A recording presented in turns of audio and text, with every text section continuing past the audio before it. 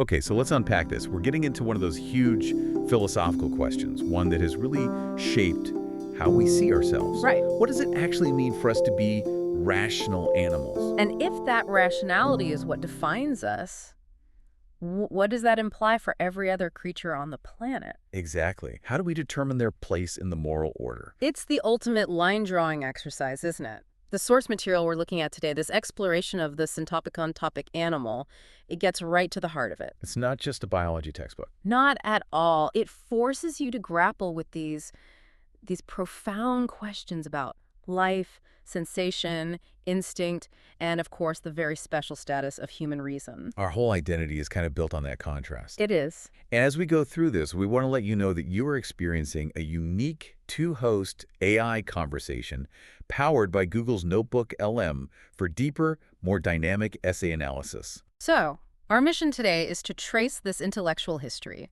We'll be tracking how the greatest minds, from antiquity right up to modern environmental ethics, have tried to define the animal and, figure out where we fit in. And where the ethical lines are drawn. Let's start with that central challenge, the one that defined so much of early philosophy. Where does the animal fit? I mean, how are they different from plants, which are alive? And more importantly, how are they different from us? The essay sets that up perfectly. It shows how our treatment of animals is really a mirror. It reflects our own deepest beliefs about what morality even is. Okay, so let's go back to antiquity. This is where the whole framework is built. It really is. And if you look at Plato, for instance, he's coming at it from a metaphysical angle. He's not really a biologist in this context. Right, he wasn't classifying species. He was using animals as symbols almost. Precisely. For Plato, the soul had three parts: the rational, the spirited, and the appetitive. And animals were often the perfect illustration of that lower appetitive part of the soul. They embodied a life driven by desire, by sensation, a life that human reason was supposed to rise above. So it creates this clear hierarchy based on the quality of the soul. But then Aristotle comes along. Ah, yes. And this is where it gets really interesting for me because he shifts the focus. He brings in biology and psychology. He does. He looks at things teleologically, by their function. So for Aristotle, a plant's job is nutrition and reproduction. Simple enough. Okay. Animals add two crucial things to that. Sensation and locomotion. Exactly.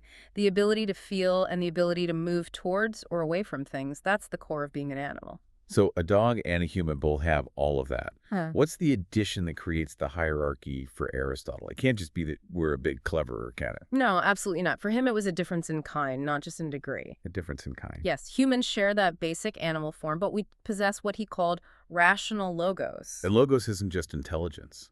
No, it's so much more. It's the capacity for abstract thought, for ethics, for politics, for understanding universal truths. An animal can see this piece of food, but only a human can grasp the concept of justice. Human equals animal plus logos. It's a very neat formula. It is. So let's trace that idea.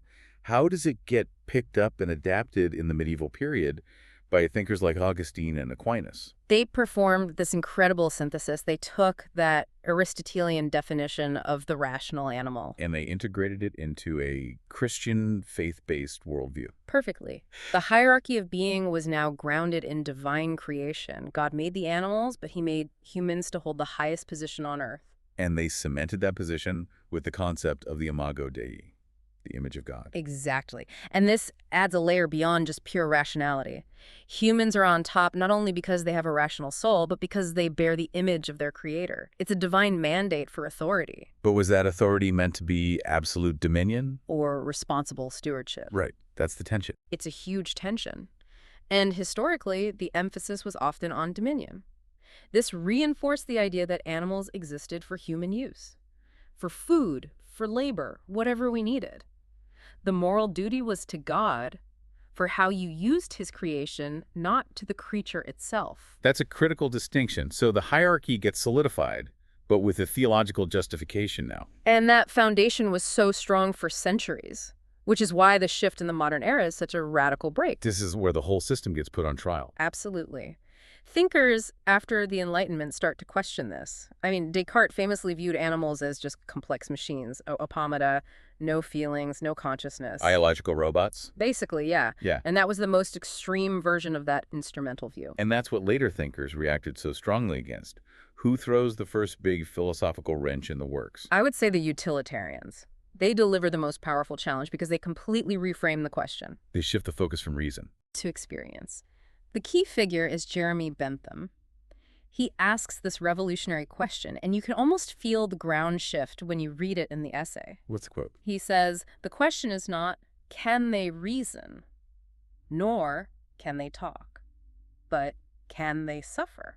Wow. And that one sentence just changes the entire debate. It does. It replaces reason, which is exclusive to us, with suffering, which is shared, as the thing that matters morally. So if ethics is about reducing pain, then an animal's pain suddenly has to count. It has to. It carries moral weight, regardless of whether the animal can do calculus. This is the direct line to modern animal welfare and liberation movements. And yet you still have someone like Immanuel Kant who sort of holds the line for the older view. Yes. Kant is the perfect counterpoint. He argues that we shouldn't be cruel to animals, but only because it makes us worse people. It hardens our hearts towards other humans. Right. Our duty is an indirect one. It's about perfecting our own moral character, not a direct duty to the animal. So that split, the utilitarian versus the Kantian view, that really defines the modern battleground for animal ethics. It absolutely does. You know, this is a really good place to pause for a moment. Before we get deeper into these modern viewpoints, we'd encourage you to check out our YouTube channel, Mindful Moments. It's full of AI essay analysis, summaries, and critiques, all designed to inspire reflection and rational thought. Right. And continuing on that modern challenge, you have environmental ethicists and phenomenologists who push things even further. They question the whole idea of human separateness. Exactly. They look at Darwinian evolution and say, look, we're all part of a continuum. How can we draw one single arbitrary line at rationality and say everything on the other side has no moral value? Which brings us to the ethical and epistemic dimensions the essay really focuses on. Let's take the ethical one first. This problem of reciprocity. The golden rule, do unto others, kind of relies on the other person being able to do the same back to you. How do you apply that to a creature that can't? That is the core of the dilemma. Traditional morality is often like a social contract. I won't harm you, you won't harm me. Animals can't sign that contract. So does that mean we have no obligations? Well, the essay forces us to ask if ethics has to be reciprocal. Or is it dictated by something else, like a power imbalance? The incredible power imbalance we have over the animal world. Right. And because of that power, their capacity to suffer or to flourish under our control becomes the key issue. Our power creates an obligation, whether they can return the favor or not. The ethical spotlight turns back on us. What kind of person are you if you cause unnecessary pain? Precisely. Okay, let's shift to the other dimension, the epistemic one, the challenge of knowledge. This one feels even harder somehow. It's a huge challenge. How can we ever truly know the inner life of another creature? We can watch their behavior, sure, but as one philosopher famously asked, we can't know what it is like to be a bat. The problem of subjective experience. Yes, what philosophers call qualia. We can infer. You know, if I poke a dog and it yelps, I assume it feels pain because its nervous system is similar to mine. But I can never actually access its internal world, its instincts, its sensations. There's always a gap. A profound, maybe unbridgeable gap. So we see a bird building this incredibly intricate nest, and we think, is that conscious planning? Or is it just a preloaded program, an instinct? And because we can't ask the bird, we're left to interpret. That difficulty is at the heart of the matter. Which leads to the final point in the essay, this synthesis challenge. For anyone trying to understand this topic, you have to find a way to integrate all these different perspectives without them contradicting each other. And it's so hard. You have science telling us about the deep continuity, the shared DNA, the complex emotions in animals.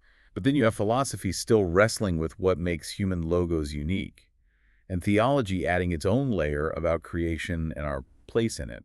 That synthesis, trying to reconcile our biological connection with our unique moral sphere and responsibilities, that's why this topic never gets old. It forces you to go back to the very foundations. What is life? What is reason? And how do our answers to those questions define our ethics? It links our most personal choices to the biggest metaphysical questions there are. That's a powerful way to put it. So maybe the final thought to leave with everyone is this.